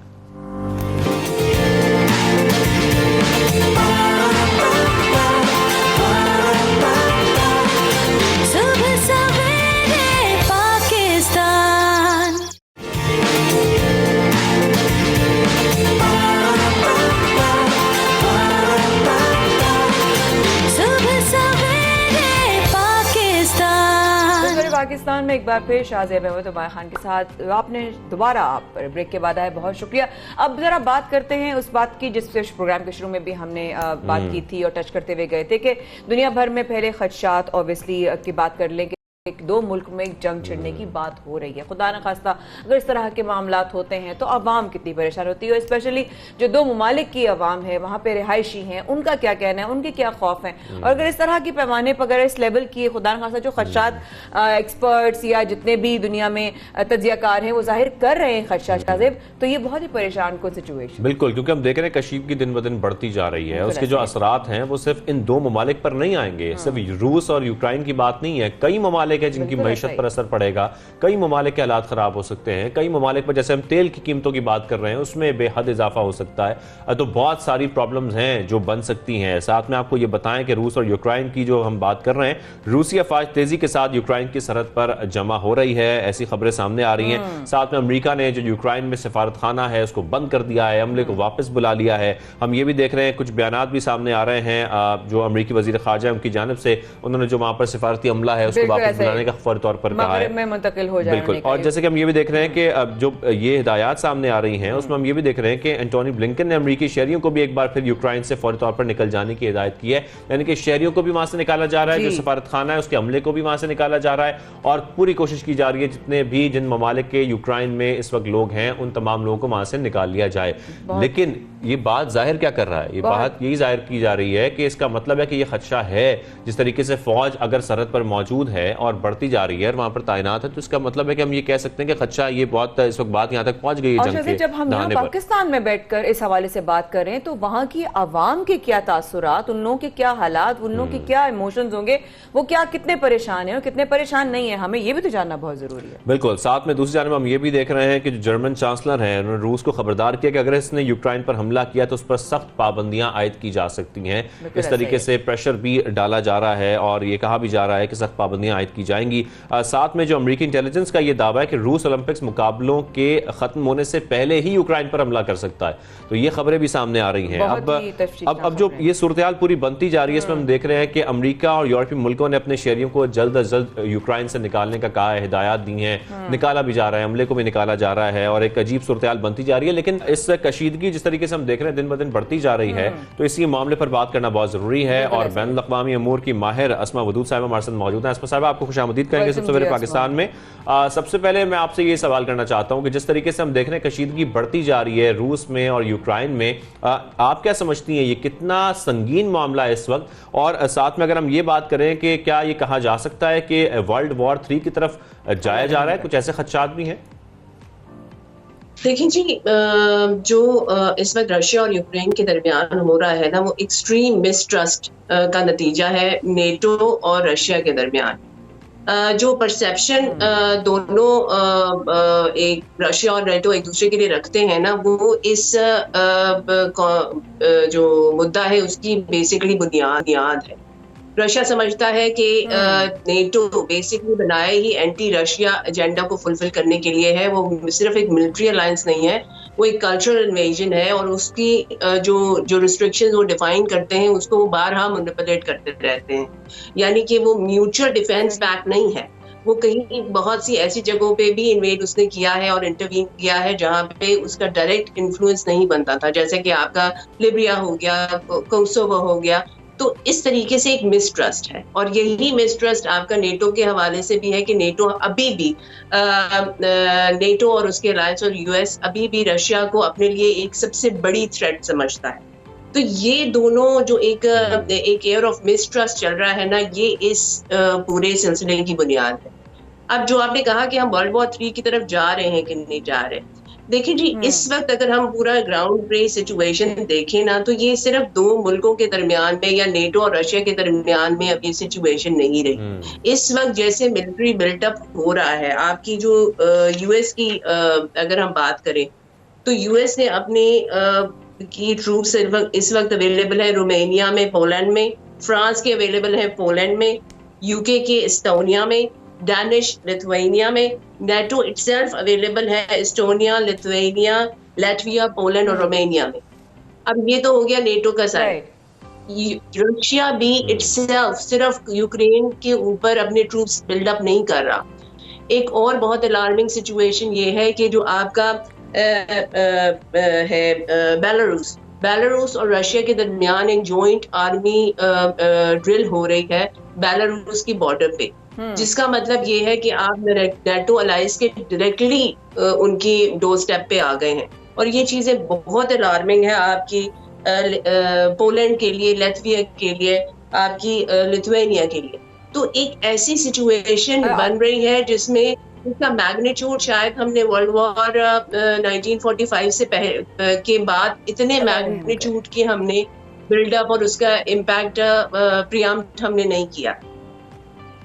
आसमा जी, अगर जिस तरह आप कह रही हैं कि हम उसकी मैग्नीट्यूड का अंदाज़ा नहीं लगा सकते, जिस तरह अगर खुदा न खास्ता ये जंग छिड़ जाती है, सबसे ज़्यादा मेरा जो 2 सवाल उसके साथ आप बताइएगा, तो अगर खुदा न खास्ता इस तरह की सिचुएशन पैदा हो गई कि जंग की सूरत हाल पैदा हो गई, उसका असरात क्या होंगे और पाकिस्तान का झुकाव किस तरफ ज़्यादा होगा? प्लीज़। देखिए जी, हम तो एक मैंने पिछले दिनों एक भी लिखा था कि हम लोग की जियो पॉलिटिकल पोजीशन ऐसी है कि हम लोग अक्सर ऐसे मसाइल में आ जाते हैं कि हमारे पास जो एट हैंड अपॉर्चुनिटीज होती हैं हम उनको बेहतर तरीके से एक्चुअलाइज नहीं कर सकते। पाकिस्तान इस वक्त एक ऐसे होराइजन पे है जहाँ पे से एक नई कहानी हमारी तरक्की की, हमारी डेवलपमेंट की शुरू हो सकती है। हमारे पास एक होराइजन ऐसा दरवाजा खुला हुआ है। अब यहाँ पे हमारे दोस्तों को भी हमारे जिनसे हम आजकल इतने अलाइन नहीं है ओपिनियन के हवाले से कंट्रीज, उनको भी हम पे इस तरह का प्रेशर नहीं कर देना चाहिए कि हम कोई साइड आउट करें। We should be an advocate of peace बहुत ज्यादा जरूरी है। इस मामले का सस्टेनेबल सोल्यूशन बहुत जरूरी है। ये टाइम एंड अगेन सर आता है, तो we should not choose sides, we should choose peace and advocate peace. जितना ऊंची आवाज इसके लिए उठा सके वो हमारे लिए बेहतर है। But after math is not that, मतलब इतना ज्यादा कोई आफ्टर मैथ अच्छा नहीं होगा किसी भी जंग के बाद या खुदा ना खास्ते हुए इस तरह की सिचुएशन के बाद। आफ्टर मैथ तो कभी अच्छा नहीं होता। आसमा जी जी, आप इसके बहुत ज्यादा एडवर्स इफेक्ट्स होंगे। आपके पेट्रोल के हवाले से गैस नॉर्थ स्ट्रीम 2 जो एक गैस पाइपलाइन है उसका इशू बनेगा। ऑलरेडी आपकी जंग जिस भी इलाके में हो वहाँ की इकोनॉमिक एक्टिविटीज क्रिपल्ड हो जाती हैं। हम एक ग्लोबलाइज दुनिया में रहते हैं, कोई भी कंट्री आइसोलेटेड नहीं है। एक इवेंट दुनिया के किसी हिस्से में होता है तो उसका इम्पैक्ट जो है अम्ब्रेला इम्पैक्ट आप तकरीबन पूरी दुनिया में महसूस कर सकते हैं। इस तरीके से जब इस मैग्नीट्यूड का कोई एक मिस एडवेंचर दुनिया के किसी भी हिस्से में होगा तो उसके इकोनॉमिक इम्पैक्ट, सोशल इम्पैक्ट, उसके पॉलिटिकल इम्पैक्ट आपको दुनिया के तकरीबन हर कोने में नजर आएंगे। और सैडली पाकिस्तान अभी हम एक बल्कि मैं उसको ये नहीं कहूंगी कि वो एक सिचुएशन रिजॉल्व हो गई है। हम एक इवॉल्विंग क्राइसिस के हमारे डोर स्टेप पे पड़ा हुआ है अफगानिस्तान अभी रिजॉल्व एक तरीके से उसकी वॉर शायद खत्म हो गई है, लेकिन जो कैटास्ट्रोफी वहां पे है ना वो अभी इवॉल्विंग है। तो हम लोगों के मसाइल मल्टीफोल्ड हैं और उसमें इसकी addition it won't be easy on the region generally and Pakistan specifically. बिल्कुल, पाकिस्तान के लिए भी चैलेंजिंग हो सकता है। और जैसे ये भी खबरें सामने आ रही हैं कि वज़ीर-ए-आज़म पाकिस्तान इमरान खान ने भी रूस का दौरा करना है। उसके बाद क्या खबरें सामने आती हैं, फिर महंगाई का तूफान जन्म ले सकता है, कुछ बहरान जो पैदा हो सकते हैं इस जंग के बाद। बहुत शुक्रिया आसमा साहिबा, आपने हमें ज्वाइन किया सबसे पहले पाकिस्तान में और इस आम मौजू पर आपसे बात हुई बड़ी डिटेल में। तो ये तो बात हो गई जिस तरीके से हम देख रहे हैं कि मुल्क की मैशत पर कैसे नुकसान हो सकता है, दुनिया भर में इस खित्ते में क्या नुकसान हो सकते हैं इस जंग के। लेकिन इससे आगे बढ़कर और बहुत कुछ है जो हम प्रोग्राम में शामिल करने जा रहे हैं। बिल्कुल, और खदशात तो बहुत ज़्यादा ऑब्वियसली हैं, अवाम परेशान भी है और परेशानी की बहुत सारी चीज़ें हर लेवल पे हैं, कहीं कौमी लेवल पे हैं, कहीं ग्लोबल लेवल पे हैं, कहीं पर्सनल लेवल पर है। अगर हम पर्सनल लेवल की बात करते हैं तो इंसान का जो मेंटल हेल्थ है वो बहुत इंपॉर्टेंस रखती है, उसकी फिजिकल हेल्थ बहुत इंपॉर्टेंस रखती है और उसी तरह उसकी स्किन भी उतनी ही ज़रूरी है, क्योंकि हर चीज़ का असर आपकी सेहत पर, आपकी जिल्द पर आता है। और अगर आप अपने आप को अच्छा ना समझें तो आसपास की दुनिया चाहे कितनी भी जन्नत बन जाए आपको अच्छा नहीं लगता। वही वाली बात है, खूबसूरती नजर आना या खूबसूरत नजर आना हर इंसान का शौक भी होता है और हक भी होता है। और वैसे भी आपकी स्किन के लिए आपको बहुत ख्याल भी रखना चाहिए। जाहिर बात है जिस किस्म के हम देखते हैं टॉक्सिक पार्टिकल्स और डर्ट, हमारी पॉल्यूशन में इतने मसाइल हैं, उससे हमारे चेहरे का भी ख्याल रखना है, स्किन का ख्याल भी रखना है, ठीक भी रखना है, उसको साफ भी रखना है, साफ के साथ साथ उसकी जो हेल्दी कह लें कि स्किन है उसको मेंटेन भी रखना है। ये सब कुछ करने के लिए हमें क्या करना चाहिए माया? बिल्कुल, एक तो चीज ये समझना चाहिए, सबसे पहले अपना ख्याल रखना बहुत जरूरी है, ये समझ ले सबसे पहले। क्योंकि हमारे जितने भी एक्सपर्ट्स आते हैं ना वो बार बार यही कहते हैं, भाई अपने आप को प्रायोरिटी दो, अपना ख्याल रखो। अपना ख्याल रखोगे तो आप कूच करोगे किस तरफ जाना चाहिए। हमारे साथ आज इसी मौजू पर बात करने के लिए हमारी बहन और एक बहुत ही जानी मानी एक्सपर्ट हमारे साथ डॉक्टर उम्मे राहिल, जो एक एस्थेटिशियन भी है और साथ में न्यूट्रोपैथ भी हैं। उनको खुशामदीद कहते हैं। अस्सलाम वालेकुम डॉक्टर साहब। वालेकुम सलाम, कैसे वेलकम जी सब सवेरे पाकिस्तान में। आपकी तो पुरानी टीम है ये तो अली और सब लोग तो हैं। बिल्कुल। क्या बात है डॉक्टर साहब, बार बार जो है इस वक्त जैसे शाज़ेब ने कहा कि टॉक्सिक पार्टिकल्स हैं, माहौल बहुत अजीब हो रहा है, जाहिर है आपके कोविड की भी चैलेंजेस हैं, बीमारियां भी हैं, वो जिल्द वगैरह पर कितना जो है वो असरअंदाज करती है, शाइन खत्म हो जाती है, एक चमकना खत्म हो जाता है। कहते हैं मेरी चेहरे से चमक खत्म हो गई, तो भाई क्यों खत्म हो गई? ग्लोइंग स्किन नहीं रही मेरी। ये शाज़ेब का मसला है। अच्छा, एक्चुअली जैसे अभी कहा कि बीमारी के बाद ये जो सिचुएशन है कोविड, अच्छा सबसे पहली बात जो है कि बीमारी एक अलग चीज़ है, मेंटल स्ट्रेस बहुत इंपॉर्टेंट है। मेंटल स्ट्रेस आपको बिल्कुल ख़त्म कर देता है, लेकिन जो हो रहा है उसके साथ हमने चलना है और उसको लेके चलना है। लेकिन उसका मतलब ये नहीं कि कोई भी सिचुएशन है उसको अपने ऊपर ऐसा तारी कर लिया जाए कि हम अपनी सेहत को, अपनी खूबसूरती को खो दें। अच्छा, जहाँ तक पर्सनल केयर की बात आती है तो आपका वाटर इनटेक, बॉडी को हाइड्रेट रखना सबसे इम्पोर्टेंट है। पिया ही नहीं जाता डॉक्टर साहब से, जबरदस्ती पीना चाहिए। अच्छा, लिक्विड लेना, सिर्फ पानी नहीं, आप डिटॉक्स वाटर बना के पी लीजिए, आप जूसेस ले सकते हैं, लस्सी है, स्मूदीज है, डिफरेंट चीजें हैं, लेकिन लिक्विड का इंटेक बहुत जरूरी है। जूसेस या लिक्विड इंटेक हमारा लिक्विड इंटेक होना चाहिए। सिर्फ लोग कहते हैं पानी कितना पिएंगे या पिया नहीं जाता, तो उसमें कोई फ्लेवर ऐड किया जा सकता है, लेकिन लिक्विड इंटेक जितनी आपकी बॉडी की रिक्वायरमेंट है, जितना आपका लिक्विड कम होगा बॉडी के अंदर से, डिहाइड्रेट बॉडी होगी, आपकी स्किन वैसी फ्लेकी, ड्राई, पैची हो जाएगी। बिल्कुल सही कह रहे हैं। अच्छा डॉक्टर साहब, जाहिर है शाज़ेब और हम लोग जिस तरह आप लोग हैं, जैसे मॉर्निंग शो एंकर्स हैं, ये वो लोग डेली बेसिस पे मेकअप कर रहे होते हैं, उनकी स्किन भी चली जाती है। अच्छा, मुख्तलिफ जो है वो क्रीम्स का जो है वो इस्तेमाल बहुत ज्यादा, शॉर्टकट क्रीम, मैं तो अपनी ज़बान में कहती हूँ शॉर्टकट क्रीम्स का बड़ा इस्तेमाल किया जाता है, तो ये कितने नुकसानदेह हैं किसी भी? ये रंग गोरा करने वाली, ग्लो करने वाली, हर किस्म की जो क्रीम इस्तेमाल की जा रही है, जो भी जादू का दावा कर रहे हैं ना, वो धोखा है। और जो क्रीम्स हैं जो कहते हैं कि आप रातों रात गोरे हो जाएंगे, जो कर भी देती हैं, इसलिए कि गोरा होना, इसलिए अल्लाह ने जिस तरह बना के भेजा वही सबसे इंपॉर्टेंट है, बट उसको चेंज करने की कोशिश करना या उसको बदल देना किसी केमिकल के थ्रू, तो ये समझ लें कि वो स्किन की पूरी लेयर को साफ। डॉक्टर साहब, ये भी समझने की जरूरत है कि सिर्फ गोरा होना मकसद नहीं है, आपको स्किन की केयर करनी है, आपकी स्किन हेल्दी होनी चाहिए। हेल्दी होनी चाहिए, देखिए रंग कैसा ही हो, स्किन को फ्लॉलेस एंड हेल्दी होना चाहिए। अगर यहाँ तक आप गोरे नीचे से काले, फायदा हाँ, तो बहुत ही होता है और सब अजीब। मैं थोड़ा सा ख्याल रखना चाहिए, इधर से नीचे भी गर्दन साफ कर लेते और पाँव हाथ भी साफ कर लेते, मुझे समझ ही नहीं आता सारा फोकस इधर क्यों। कहाँ मेकअप करेंगे, हाथों पे मेकअप करेंगे, मतलब मेकअप करना जरूरी नहीं है, आपको स्किन का ख्याल रखना है खास तौर पे।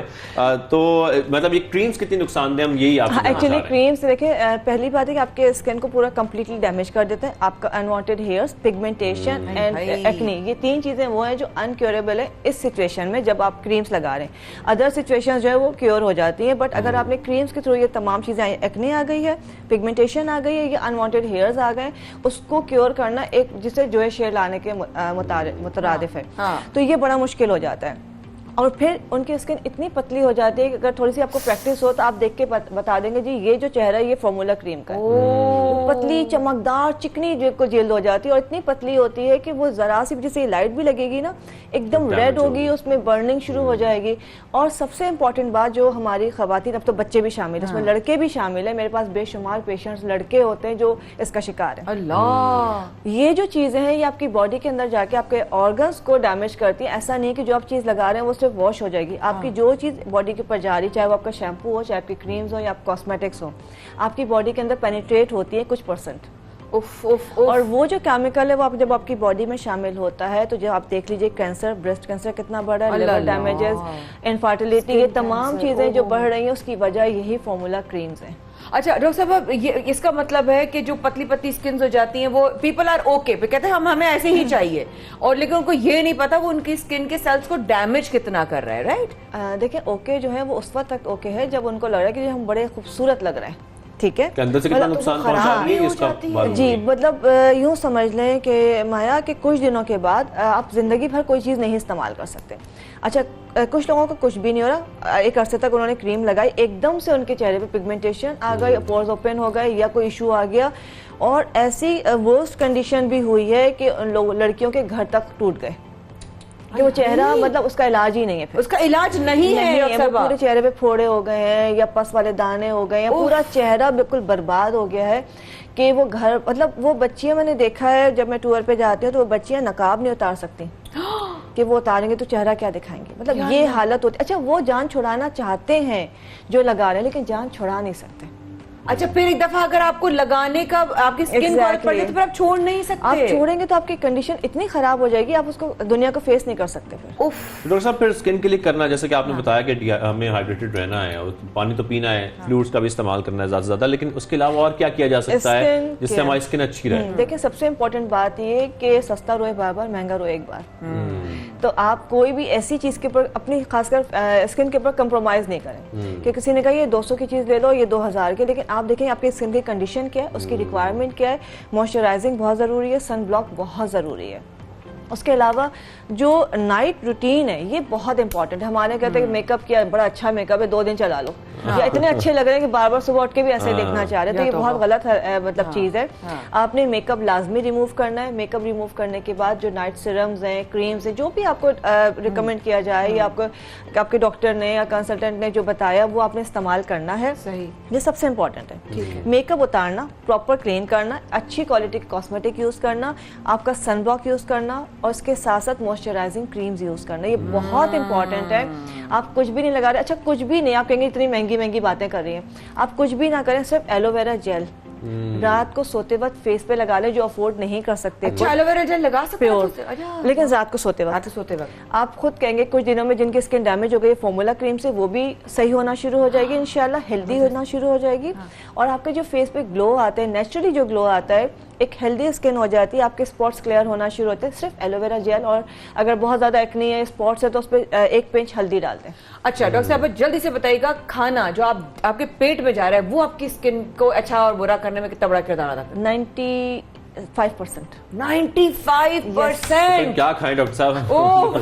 देखिए, जो भी चीज है सीजनल, हम कहते हैं कि जी गला खराब हो जाता है अनार खाने से, कीनू गला पकड़ लेता है, लेकिन अल्लाह ने उतारा उससे ज्यादा कौन जानता है। बेशक। तो आप उस चीज को सही तरह से इस्तेमाल करें। Yes, season fruits and vegetables, उसका लाजमी इस्तेमाल होना चाहिए। अब आप आम खाना चाह रहे हैं सर्दी में और कीनू खाना चाह रहे हैं गर्मी में, तो कभी आपको फायदा नहीं होगा।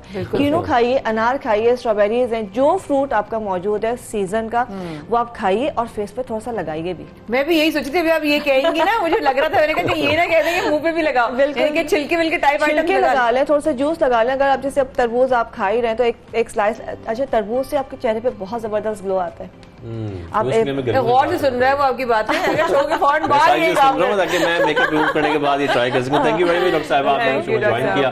किन के हवाले से हमने आपको जो इन्फॉर्मेशन दी है, डॉक्टर साहिबा ने जो बताई है, इसका आप लोग बहुत ख्याल रखें कि हमारे जितनी पॉल्यूशन है, जितनी डर्ट है और इतनी डैमेज हो जाती है स्किन, उसमें ख्याल रखना बहुत जरूरी है। लेकिन ख्याल रखना इस बात का भी जरूरी है कि हमें ब्रेक लेनी होती है हर कुछ देर बाद, तो हम एक ब्रेक लेते हैं और ब्रेक के बाद हमारे साथ रहे उनके अभी भी बहुत सरप्राइज हैं आपके लिए सुबह सवेरे पाकिस्तान में। आज का प्रोग्राम बहुत सारे प्रोग्रामों की तरह बहुत मुनफरिद और बहुत स्पेशल रहेगा हमारे साथ।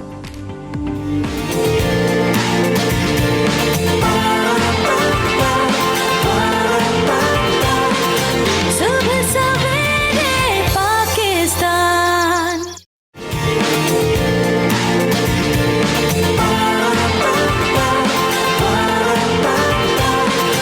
सुबह सवेरे पाकिस्तान। वेलकम बैक, आप देख रहे हैं सुबह सवेरे पाकिस्तान, माया खान और शाहजेब अहमद के साथ। और अभी हम एक खबर शामिल कर लेते हैं प्रोग्राम में। जैसा कि हम जिक्र कर रहे थे, 2-3 सेगमेंट्स अभी हम आपको दिखाने वाले हैं जिसमें बहुत टैलेंटेड लोग शामिल हैं। लेकिन उससे पहले एक अफसोसनाक खबर आ रही है जो आपको हम बताएं कि भारत के मारूफ मौसीकार और गुलकार बप्पी लहरी 69 बरस की उम्र में इंतकाल कर गए हैं। ये अभी खबर जो है मौसूल हुई है। बिल्कुल ऐसा ही है कि भारत में जब इनको अस्पताल में हम लोग यही परेशान हुए, एकदम से कैसे कोई खबर नहीं, कोई अलील होने की उनकी कोई इतला नहीं आई और अचानक वो चले गए। तो हुआ ये कि बप्पी लहरी को 1 माह कबल सेहत के मुख्तलिफ मसाइल का जो है वो सामना उनको करना पड़ा, जिसकी वजह जो है उनकी सेहत गिरती चली गई और 2 रोज़ कबल अस्पताल से डिस्चार्ज कर दिया गया था। लेकिन गुज़श्ता रोज़ तबीयत बिगड़ने के बायस उनका जो है वो इंतकाल हो गया। और बप्पी लहरी ने 1970 और 80 के जो उनके टाइम थे, जो उनका एरा था, वो मतलब आप सोच नहीं सकते कि कौन सा ऐसा गाना था जो पूरी दुनिया में उनके फैंस नहीं थे, उनको पसंद नहीं गया था। उनकी अपनी मुनफरिद एक शख्सियत थी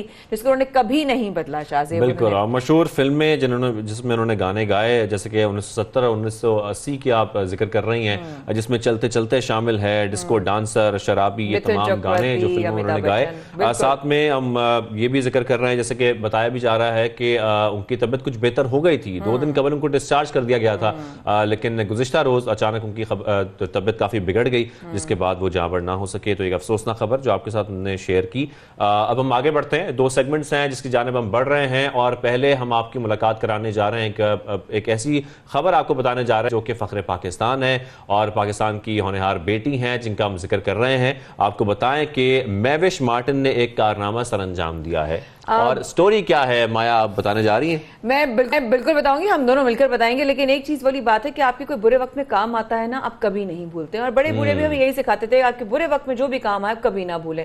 लेकिन कोई आपकी जान बचाए, और इसी जगह पे जहां आप उसको जानते भी ना हो, एक गैर इंसान अल्लाह पाक ऐसा मसीहा और एक ऐसा फरिश्ता बना के आपके लिए भेज दे, और वो आपकी जान बचाने में इतना बड़ा किरदार अदा करे, आप जिंदगी भर ऐसे शख्स को नहीं भूल सकते। बिल्कुल। अमेरिका में दौरान परवाज जब एक अमरीकी शहरी की तबीयत बिगड़ गई, तबीयत खराब हो गई, तो उस जहाज के अंदर अमले ने यह ऐलान किया कि अगर जहाज में कोई भी डॉक्टर मौजूद है तो वो प्लीज सामने आए, ताकि जल्द से जल्द जो प्रोसीजर्स हैं, जो ट्रीटमेंट है, वो उस अमरीकी शहरी को दिया जा सके।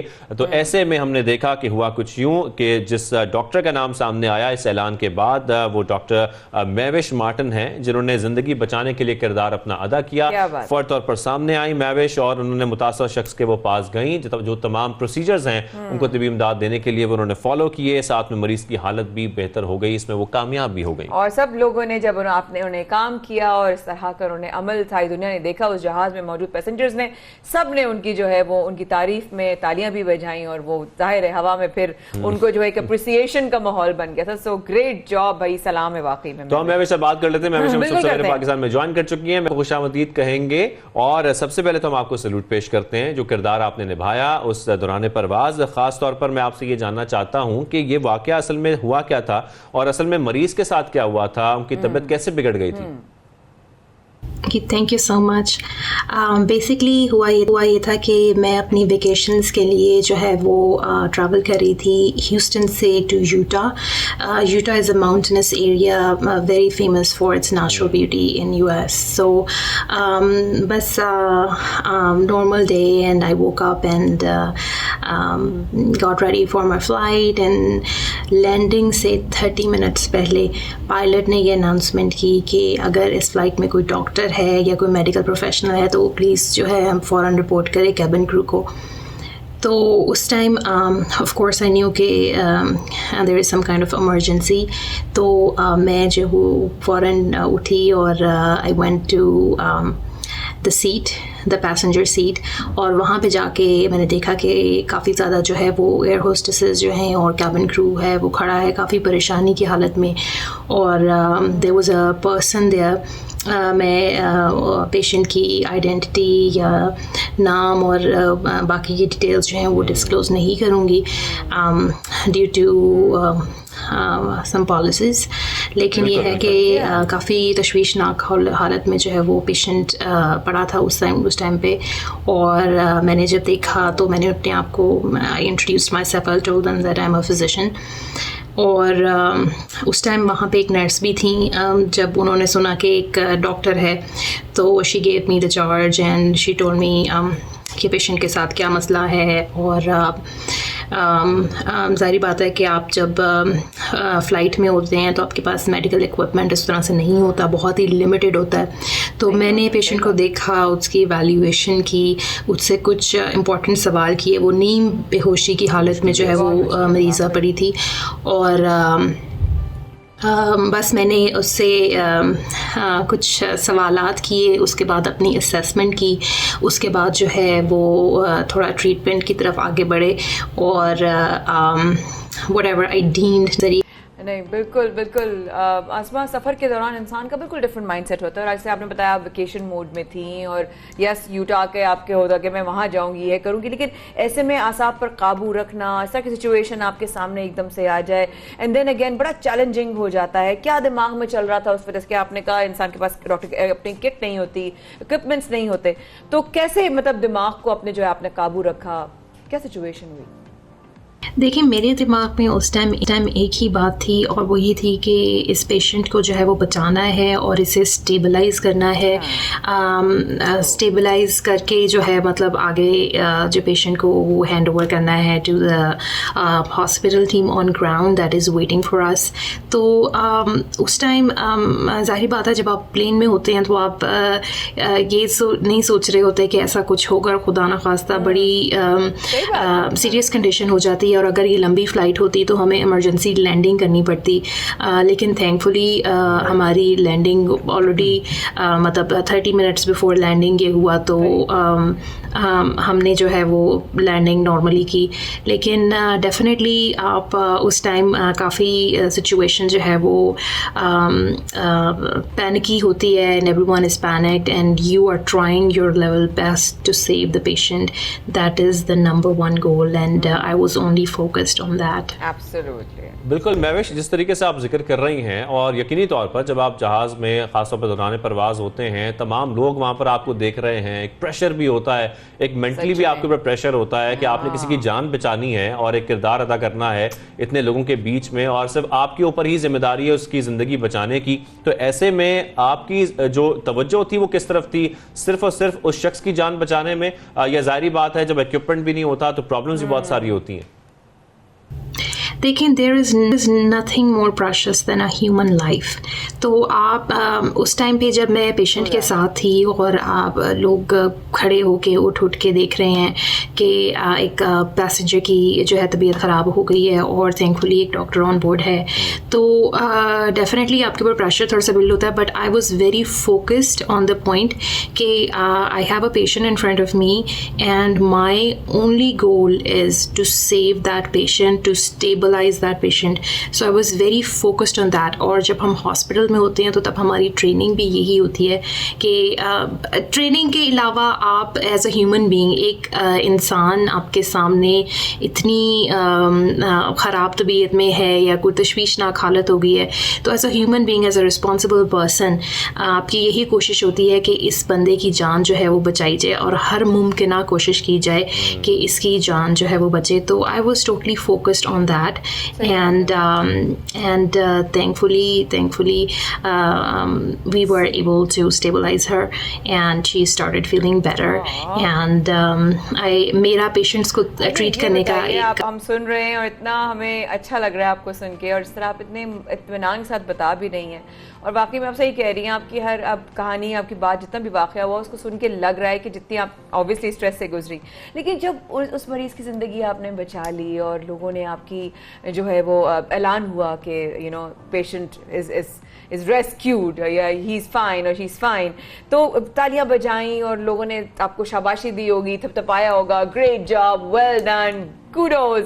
तो क्या फीलिंग थी उस वक्त? देखिए मेरे लिए सबसे बड़ी बात उस वक्त ये थी कि जब मेरे मरीज़ ने मेरे पेशेंट ने उस टाइम आंख खोली और she told me that she is feeling better और बेहतर वो महसूस कर रही है और she smiled and she said thank you. तो वो मेरे लिए सबसे बड़ी बात थी और दैट मेड माई डे। उसके बाद कैबिन क्रू जो था वहाँ पे उन्होंने देखा कि वो कर रही है और उस पेशेंट ने मेरा हाथ पकड़ा हुआ है और हम बैठ के और I had a huge smile on my face और बाकी लोगों ने क्लैपिंग करना शुरू की। फिर ये पायलट तक की गई बात, उन्होंने अनाउंसमेंट की, फिर पैसेंजर्स ने clapping and it was a great feeling and I had some tears in my eyes. I was just so happy that I was able to help her in some way. I tried my best and you know and I prayed at the same time for her and it worked and I am so thankful that you know she was all right. That was the biggest thing for me. Thank you so much Mahvish Martin, आपने हमें join किया सबसे पहले पाकिस्तान में। जो पूरी story थी हम जानना चाह रहे थे लेकिन स्टोरी एक और भी है जिसके बारे में हम जानना चाहते हैं, उनसे मुलाकात भी कराना चाहते हैं आप लोगों की और हम बात कर रहे हैं अब म्यूजिक इंडस्ट्री की। माया, म्यूजिक इंडस्ट्री से बताते खुद बहुत लंबा और तवील अरसे तक रही। इंडस म्यूजिक एक चैनल था म्यूजिक का, उसको हेड भी किया और बहुत टैलेंट देगा। पाकिस्तान जो है ना वो इतना ज्यादा ब्लेस्ड मुल्क है जिसमें टैलेंट का खजाना है, खजाना। और बस उस टैलेंट को आप देख रहे हैं आजकल इस तरीके से नया म्यूजिक बन रहा है, इस तरह के अलग अलग ब्रांड्स जो हैं वो प्रोड्यूस कर रहे हैं, नए आर्टिस्ट, नए गाने, नई वीडियोस हम देख रहे हैं और हम एडमायर कर रहे होते हैं कि मुल्क में कितना टैलेंट है।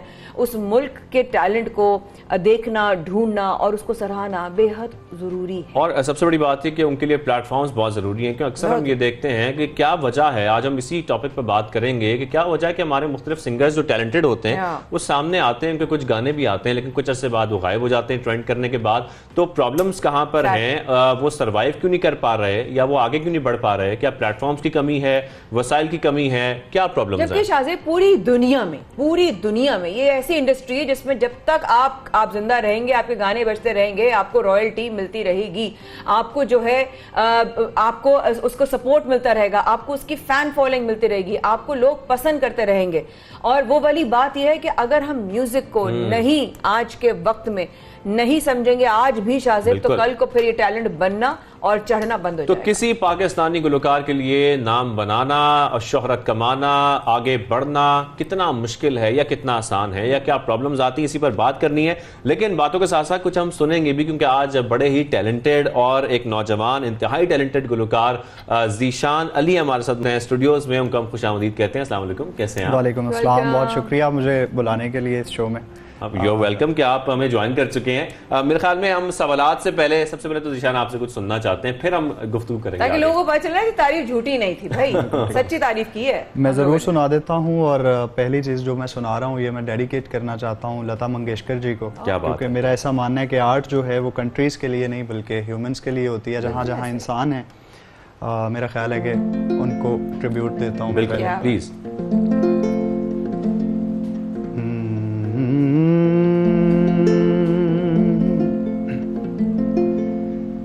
लग जा गले के फिर ये हंसी रात हो न हो, शायद फिर इस जन्म में मुलाकात हो न हो। लग जा गले पास आइए कि हम नहीं आएंगे बार बार, बाहें गले में डाल के हम रोले जार जार, आँखों से फिर ये प्यार की बरसात हो न हो, शायद फिर इस जन्म में मुलाकात हो न हो। क्या बात है, क्या बात, खूबसूरत, बहुत खूबसूरत, सही तारीफ। मैं तो खुद भी विटनेस भी बन गई हूँ, तो क्या बात है ज़ीशान। सबसे पहले तो बहुत ही प्यारा ट्रिब्यूट आपने पेश किया, और मैं एक from a musician to a musician for all the musicians out there, कितना चैलेंजिंग रहा आपका सफ़र? चैलेंजिंग इसलिए रहा क्योंकि एक प्रॉपर जो एक प्रोसेस होता है एक आर्टिस्ट के बनने का और फिर उसे अपॉर्चुनिटीज़ मिलने का, उसके सर्वाइवल का, उसमें कुछ मेजर फॉल्ट्स थे जो पाकिस्तान में थे। जैसे कि एक आर्टिस्ट को रिकॉर्ड लेबल कंपनीज सपोर्ट करती हैं, उसके आर्ट को सपोर्ट करती हैं, उसे फाइनेंस करती हैं, उसका पीआर देखती हैं। सो बहुत पहले ही हमारे यहाँ से रिकॉर्ड लेबल कंपनियाँ चली गई। बिल्कुल सही कह रहे हैं। उस वक्त यहाँ पर 1-2 चैनल्स थे जहाँ पर म्यूज़िक को प्रमोट किया जाता था, और वहाँ तक पहुँचना एक आम इंसान के लिए या आर्टिस्ट के लिए खासा मुश्किल होता था। उसके बाद ये हुआ कि सोशल मीडिया आ गया, सबके लिए इक्वल अपॉर्चुनिटी आ गई, और उसके आने से एक नुकसान भी हो गया। वो ये हो गया कि पहले आर्टिस्ट एक प्रोसेस से गुजरता था, वो कुछ चीज़ें सीखता था। इसका ताल्लुक हरगिज़ क्लासिकल म्यूज़िक या गज़ल से नहीं है, लेकिन कोई भी जॉनरा जब आप चूज़ करते हैं म्यूज़िक के लिए तो उसमें आपकी ट्रेनिंग, आपकी सिखलाई ज़रूरी होती है।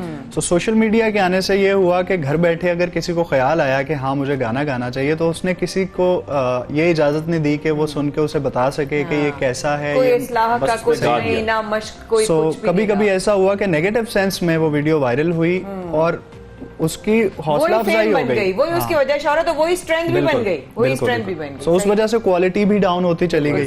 सो मुश्किल था, लेकिन अल्हम्दुलिल्लाह जो है मैंने एक टाइम दिया है म्यूजिक को, नामुमकिन नहीं था।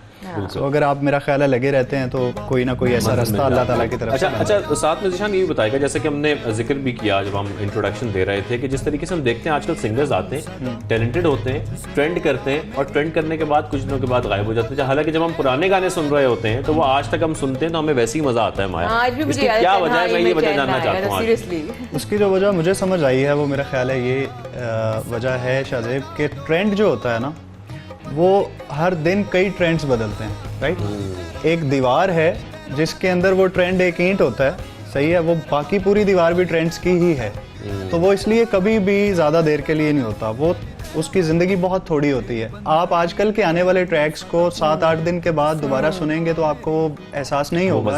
ट्रेंड उन कपड़ों की तरह है जो बदलते रहते हैं, और हुनर और टैलेंट जो है उस रूह की तरह है जो हमेशा साथ है। बिल्कुल ऐसा ही है। हम आज भी मेहदी साहब, नुसरत फतेह अली खान, लता मंगेशकर, मोहम्मद रफी, किशोर साहब के गाने सुनते हैं, हालांकि वो हमारे पैदा होने से पहले के गाने हैं। बेशक ऐसा ही है, क्योंकि उनकी क्वालिटी इतनी है कि वो गाने कभी पुराने नहीं हो सकते। बिल्कुल ऐसा ही है। अभी तक हम गालिब को समझ रहे हैं, तो इकबाल को समझने में तो बहुत वक्त लगेगा।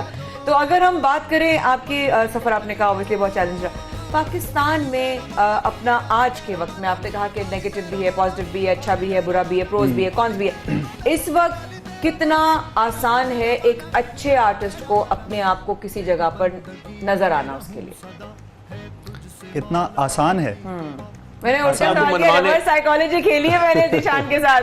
ज़ीशान इसलिए हंस रहे हैं, मैंने सवाल ही उल्टा किया उनसे। आसान नहीं है, उसकी बहुत सारी वजूहात है मेरी नज़र में, क्योंकि हमारे यहाँ का जो कल्चर है, तो मैं उस म्यूज़िक को रिप्रेजेंट कर रहा हूँ जो हमारे यहाँ का म्यूज़िक है, सब कॉन्टिनेंट का, साउथ एशियन क्लासिकल म्यूज़िक है, फोक है, कल्चरल जो हमारी चीज़ें।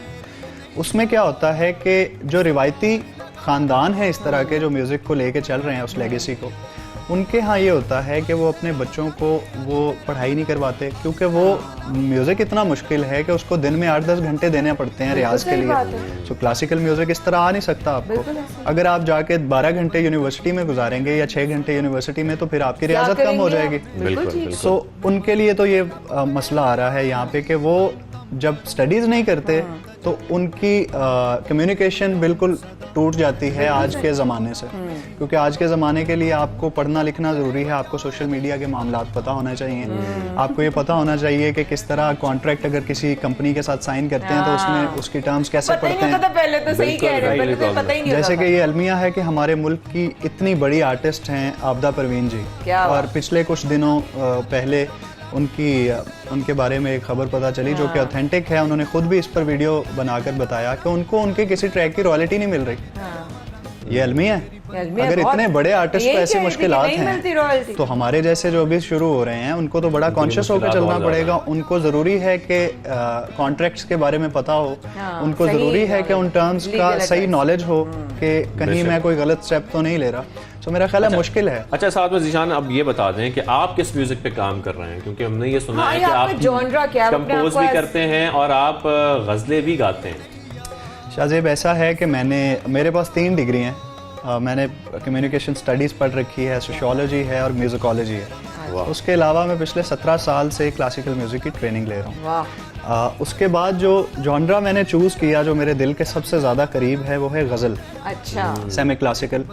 क्योंकि मेरा ऐसा ख्याल है कि जो एक्सप्रेशन गज़ल में आता है वो एक कंप्लीट पैकेज है। उसके अंदर पोएटिक कंटेंट भी है, उसमें बात भी ऐसी हो रही होती है, उसमें आप की ज़बान का भी ताल्लुक़ होता है, और उसके अंदर मेलोडी का भी बड़ा, यानी उसकी सारी चीजें आपको मेहनत करके ही करनी होती हैं। तो मुझे ऐसी चीजें अच्छी लगती हैं। माया मुझे आशीषा कह रही है हम कुछ सुने लेकिन हम सुनना चाहते हैं, लेकिन हम पहले ये पूछना भी चाहते हैं कि ये गजलें जो आपकी मेरे ख्याल में कोई एल्बम भी आ रही है। जी, मेरी एल्बम इंशाल्लाह नेक्स्ट मंथ आ रही है। किसने लिखी? अच्छा, इसके ऊपर मैं थोड़ा सा एक्सप्लेन करना चाहूँगा अगर आप इजाज़त दें। ऐसा है कि हमसे पहले जो बड़े लोग थे, मतलब हम तो अभी शुरू हुए हैं, लेकिन जिन लोगों को देख के हम लोग आज भी इंस्पिरेशन लेते हैं, उन लोगों के दौर में ये होता था कि जो गालिब के दौर के बड़े गुलकार थे वो गालिब की चीज़ें गाया करते थे, जो मीर के दौर के बड़े लोग थे उन्होंने मीर को गाया, जो दाग के दौर के लोग थे उन्होंने दाग देहलवी को गाया। तो अभी क्या हुआ कि अभी कम्युनिकेशन की वो सारी लैंग्वेज भी बदल गई है, स्लैंग्स आ गए हैं, सादा जबान में बात होने लगी दौर है, बदल गया है। उर्दू नहीं रही। तो अब के शायर उस जबान में लिख रहे हैं, लेकिन उन शायरों को कोई गा ही नहीं रहा था।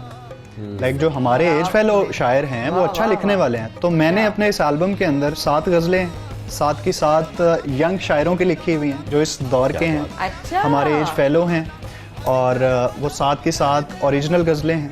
अच्छा। और मैंने उनको कंपोज किया है और इंशाल्लाह ये एल्बम नेक्स्ट मंथ रिलीज होगा। उनमें सबसे पहले जो रिकॉर्ड किया सबसे ज्यादा फेवरेट जो होगा, अब मैं सुन के रहूंगी, मैं शायद नहीं रुकूंगी अब मैं, अब मुझे रोक सको तो रोक लो। तो अब जो आपने नए आप शायरों की बात करी, आपने मुझे इतना ज्यादा सस्पेंस क्रिएट कर दिया, प्लीज मुझे कुछ सुनाए ताकि हमें पता चले कि क्या लिखा है और फिर क्या धुन उसकी बनाई। अच्छा, मैं उस गजल एल्बम में से कुछ नहीं सुनाऊंगा अभी। अच्छा। लेकिन मैं एक गजल ही सुना, क्योंकि मैं हमेशा इंस्पायर रहा हूँ, हमेशा बट आपकी अपनी है? नहीं, ये मेहदी हसन साहब ने गाई हुई है। अच्छा। और एक बहुत बड़े उस्ताद शायर की ये लिखी हुई गजल है। प्लीज। तो ये इसकी मैं 2 लाइनें आपको सुना देता हूं। बात करनी मुझे मुश्किल कभी ऐसी तो न थी जैसी अब है तेरी महफिल, कभी ऐसी तो न थी। ले गया छीन के कौन आज तेरा सब्र करार,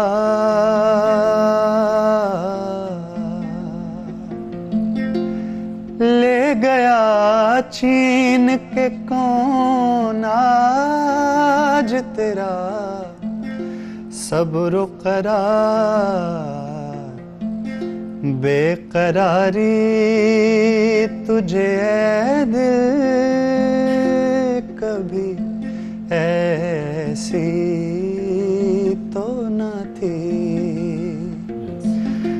बात करनी मुझे मुश्किल कभी ऐसी तो न थी। क्या बात है भाई, क्या बात है जबरदस्त।